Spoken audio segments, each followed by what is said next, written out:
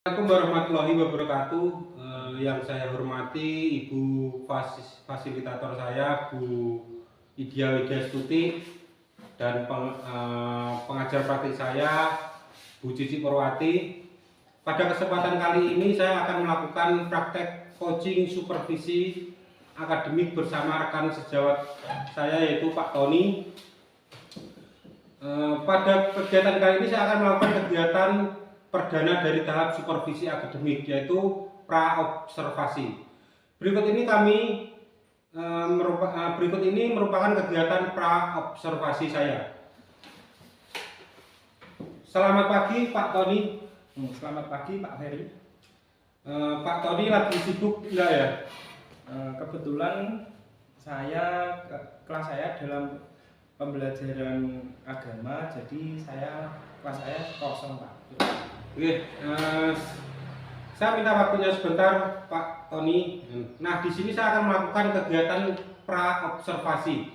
Seperti yang sudah saya sampaikan kemarin, bahwa saya itu akan melakukan supervisi akademik di kelas Pak Tony dalam mengembangkan peningkatan kompetensi mengajar saya. Di sini nanti Pak Tony bisa bercerita, kita akan ngobrol santai-santai saja ya Pak Tony. Kegiatan pra-observasi ini saya lakukan untuk melihat bagaimana kesiapan Pak Tony dalam melaksanakan pembelajaran esok yang akan kita lakukan di tahap observasi. Dari ngobrol-ngobrol ini, Pak Tony pengennya yang bagaimana? Jadi gini ya Pak Ferry, yang saya harapkan setelah ini kita dapat berbincang-bincang, saling bertukar pendapat, saling bertukar pengalaman dengan Pak Ferry maupun sebaliknya. Setelah itu saya harapkan saran dari Pak Ferry untuk perbaikan pembelajaran saya di kelas supaya menjadi lebih baik lagi. Kurang lebihnya seperti itu Pak. Oke Pak Tony. Jadi yang diharapkan Pak Tony itu untuk saling berbagi informasi. Kita saling berbagi informasi, sharing terkait pembelajaran yang akan kita lakukan besok. Semoga saya bisa membantu Pak Tony. Semoga juga nanti Pak Tony tidak merasa terbebani adanya kegiatan observasi ini. Nah, kalau boleh saya tahu, besok itu Pak Tony mau mengambil materi tentang apa? Besok saya akan melakukan pembelajaran IPAS Pak. Materinya tentang bagian dari bunga. Oke, jadi IPAS ya. Tujuan pembelajaran dari Pak Tony sendiri yang sudah disusun itu apa kira-kira? Dari tujuan pembelajarannya adalah dengan mengamati diorama, murid mampu menganalisis bagian-bagian bunga beserta fungsinya Pak. Oke, berarti tujuan pembelajaran Pak Tony yaitu murid mampu menganalisis bagian-bagian bunga beserta fungsinya. Nah, apa saja kira-kira persiapan yang sudah Pak Tony lakukan? Sampai hari ini, persiapan yang sudah saya lakukan yaitu menyiapkan perangkat pembelajaran, baik itu modul ajar, media, maupun alat evaluasinya Pak. Oke, jadi sudah lengkap sekali ya, yang direncanakan dan disiapkan terkait dengan pembelajaran besok. Nah, dari sini tentunya ada beberapa materi yang Pak Tony kesulitan dalam menyampaikannya. Ya, dengan murid itu sulit menangkap. Di sini berkaitan dalam pembelajaran IPAS. Ini kan kemampuan murid itu berbeda-beda ya. Iya Pak, kemampuan murid di kelas saya itu memang beda-beda.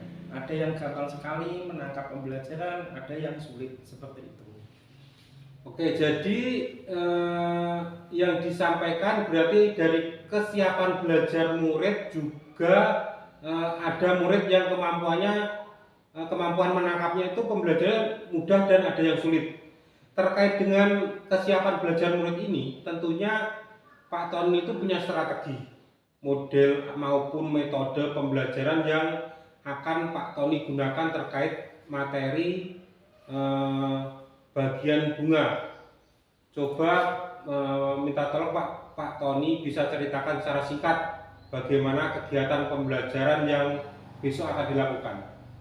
Oke Pak, berhubung murid saya itu beragam, dalam pembelajaran IPAS, tentunya saya sebagai guru juga harus menyiapkan pembelajaran yang beragam pula untuk memfasilitasi murid tersebut, baik yang cepat maupun yang lambat. Di sini saya akan menggunakan media-media pembelajaran berupa diorama bagian bunga, video materi bagian bunga, serta bunga sepatu. Kemudian saya menyiapkan lembar kerja peserta didik. Bagus, bagus Pak. Jadi Pak Tony sudah sangat mempersiapkan terkait dengan alat peraga yang akan digunakan untuk menyesuaikan dalam kebutuhan belajar anak besok. Oke, bagus sekali tuh Pak. Jadi nanti ada beberapa murid yang tergolong mudah dan sulit dalam memahami materi. Serta media juga disesuaikan dengan gaya belajar murid dengan memakai beberapa media pembelajaran. Di sini saya akan melihat bahwa Pak Tony itu sudah melakukan persiapan terkait dengan kebutuhan belajar murid. Berarti Pak Tony sudah memunculkan pembelajaran berdiferensiasi. Pada kegiatan supervisi akademis, coba Pak Tony sampaikan kira-kira nanti yang bisa saya bantu berkait dengan area pengembangan apa gitu. Yang ingin saya tingkatkan di sini, saya ingin meningkatkan area pengembangan intelektual saya, Pak. Yaitu bagaimana cara menyampaikan materi kepada murid dengan lebih jelas supaya murid dapat menangkap pembelajaran dengan gampang dan tertanam.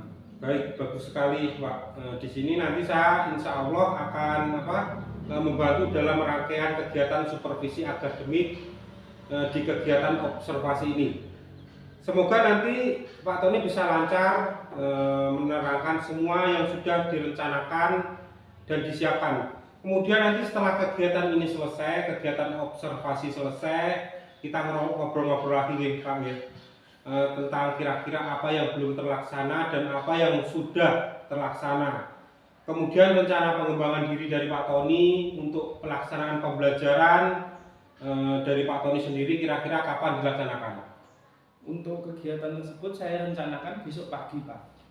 Oke, kalau begitu besok pagi sudah siap saya lakukan observasinya, pembelajarannya. Baik, terima kasih kalau begitu dan semoga tidak ada halangan suatu apapun sehingga besok kita dapat bertemu di kegiatan observasi besok Pak Tony. Ngoten mawon, terima kasih Pak Tony. Demikian kegiatan praobservasi saya dalam supervisi akademik dengan rekan kerja saya Pak Tony. Sekian, terima kasih dan wassalamualaikum warahmatullahi wabarakatuh.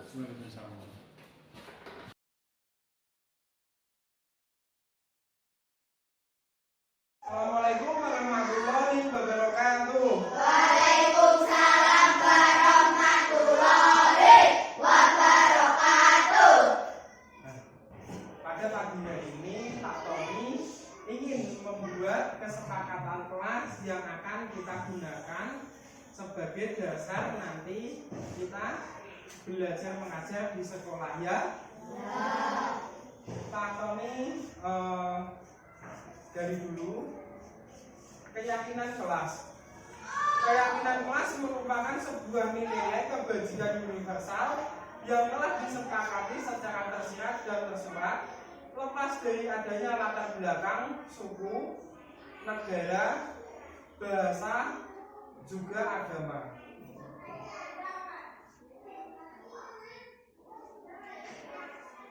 Keyakinan kelas terbentuk melalui beberapa tahapan untuk mewujudkan budaya positif. Yang pertama, nanti Pak Tony akan menanyakan pendapat kepada kalian tentang masalah dan harapan yang ingin kalian capai di kelas kita. Yang kedua, Pak Tony akan mengeksplorasi kepada kalian untuk mencapai kesepakatan kelas yang kalian inginkan. Yang ketiga, mengambil kesimpulan dari ide tersebut. Yang keempat, ubah ide menjadi keyakinan kelas. Yang kelima, kita sepakati sebagai keyakinan kelas yang akan kita gunakan. Tujuan dari diterapnya keyakinan kelas, pelaksanaan menumbuhkan budaya positif melalui keyakinan kelas bertujuan untuk mengenalkan keyakinan kelas kepada murid. Menyusun keyakinan kelas bersama murid, membiasakan menerapkan keyakinan kelas untuk menunjukkan sikap disiplin pada murid. Nah, kalau ini harap nanti kalian semuanya maju bersatu ya. Jadi kalian harapan kalian yang ingin dicapai tentang keyakinan kelas, kalian boleh menuliskannya ke papan tulis. Pak Tony mulai ya.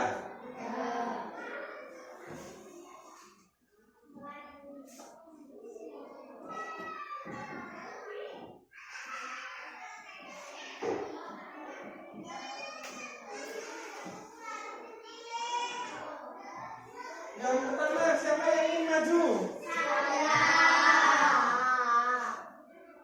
Topik dulu, silakan maju, Pak.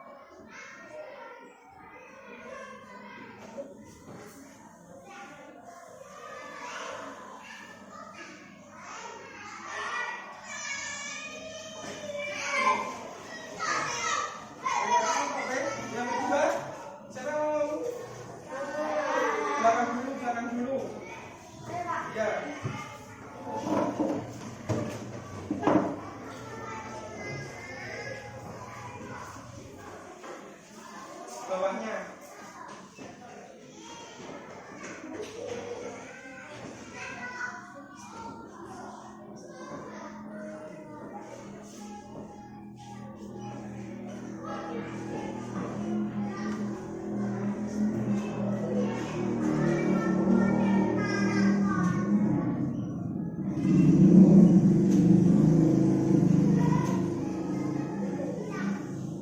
Siapa lagi?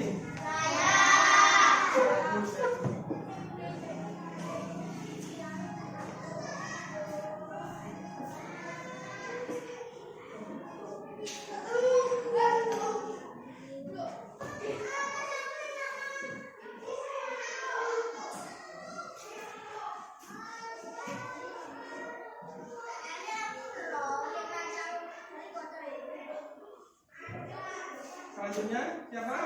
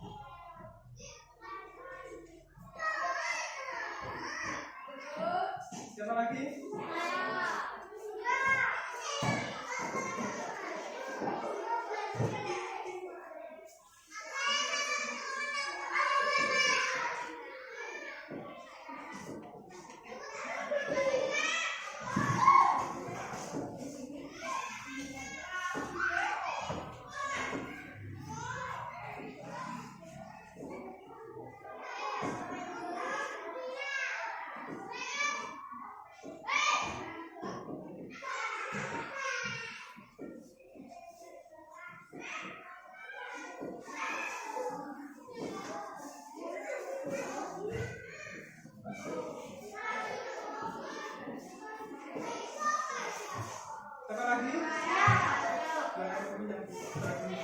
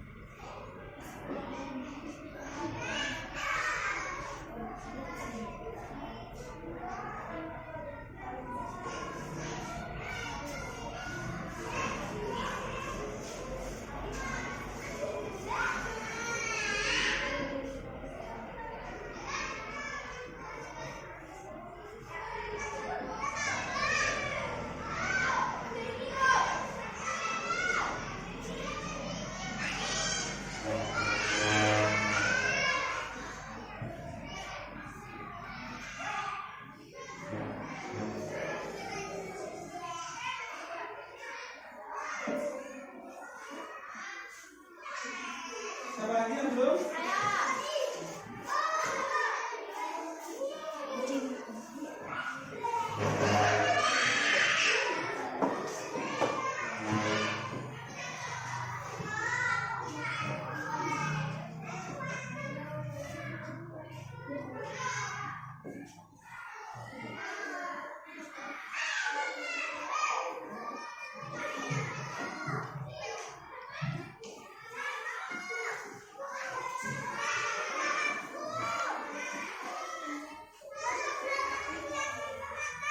Siapa lagi?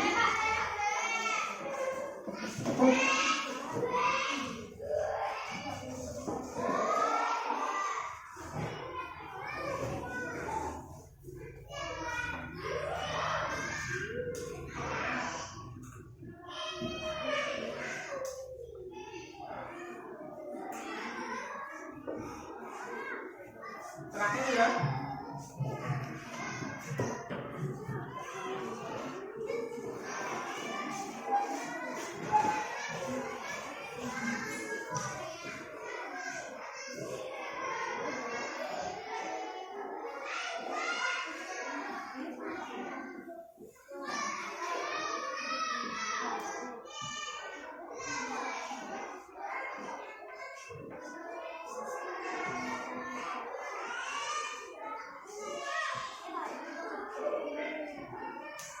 Berarti semuanya sudah menuliskan keyakinan yang akan kita sepakati ya? Oke, Pak Tony bacakan. Yang pertama, memakai seragam sesuai dengan aturan. Yang kedua, tidak boleh berkelahi. Yang ketiga, tidak ramai di kelas. Yang keempat, tidak boleh berlari-lari di kelas. Yang kelima, datang tepat waktu. Yang keenam, tidak boleh bermain bola di kelas. Yang ketujuh, menjaga kebersihan sekolah atau kelas. Yang delapan, tidak boleh tidur di kelas. Yang kesembilan, berdoa setiap awal dan akhir pelajaran di kelas. Yang 10, berpakaian dan berpenampilan sesuai aturan sekolah. Yang 11, tidak boleh berbicara saat pelajaran. Yang ke-12, tidak boleh membuli. Yang 13, tidak boleh berbicara kotor atau kasar. Nah, Ini tadi kalian sudah menulis tentang beberapa keyakinan kelas yang akan kita sepakati. Pak Tony ini mendapatkan persetujuan dari kalian. Apakah kita sepakat? Sepakat. Ulang lagi, apakah kalian kita sepakat? Sepakat. Ya, terima kasih, kita tepuk tangan dulu.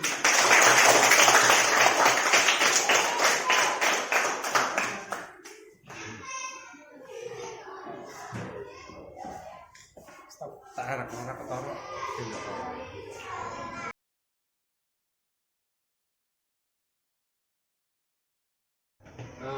Assalamualaikum warahmatullahi wabarakatuh, Pak Tony. Waalaikumsalam warahmatullahi wabarakatuh, Pak Heri.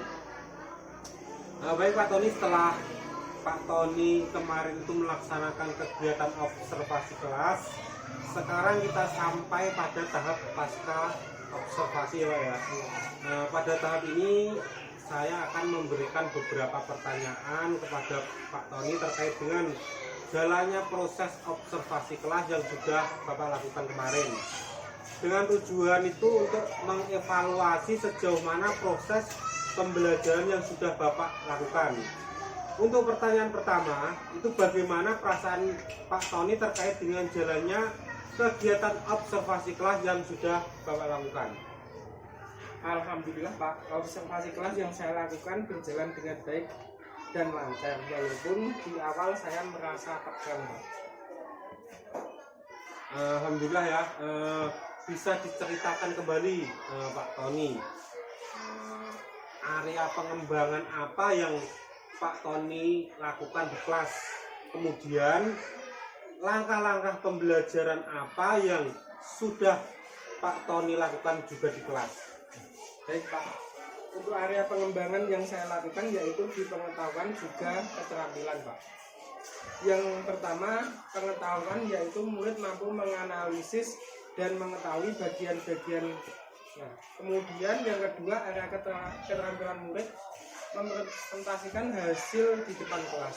Untuk langkah pembelajaran yang saya lakukan yaitu sesuai dengan rencana pelaksanaan pembelajaran yang saya buat Pak. Baik Pak Tony, jadi untuk langkah-langkah pembelajaran Bapak itu sudah disesuaikan dengan modul ajar yang telah Bapak buat. Untuk area pengembangan berkaitan dengan pengetahuan dan keterampilan. Nah, menurut Bapak sejauh mana area pengembangan yang Pak Tony sudah sampaikan tadi, apakah sudah berhasil dilakukan di kelas atau belum? Menurut saya sudah berjalan dengan baik Pak. Namun memang masih ada kekurangan sedikit-sedikit Pak. Baik Pak Tony, jadi sudah dilakukan dengan baik dan sudah berjalan sesuai dengan yang diharapkan Pak Tony ya. Tapi masih ada kekurangan. Nah, menurut Pak Tony sendiri, apa sih kekurangan yang mungkin, kekurangan atau mungkin kendala-kendala yang Pak Tony hadapi pada saat melakukan proses pembelajaran di kelas? Kekurangan atau hambatan yang saya rasakan yaitu masih ada beberapa murid yang tidak ingin terlibat dalam kegiatan belajar tersebut Pak. Artinya murid tersebut kurang aktif gitu Pak. Mengapa hal tersebut bisa terjadi? Mungkin pengaruh dari rendahnya kemampuan pemahaman anak terhadap materi yang saya sampaikan. Setelah Bapak mengetahui kendala tersebut, untuk tindak lanjut ke depannya apa Pak? Untuk tindak lanjut ke depannya, saya akan memberikan pendampingan yang lebih, terutama bagi murid-murid yang tingkat pemahamannya rendah Pak. Bagus sekali rencana Pak Tony.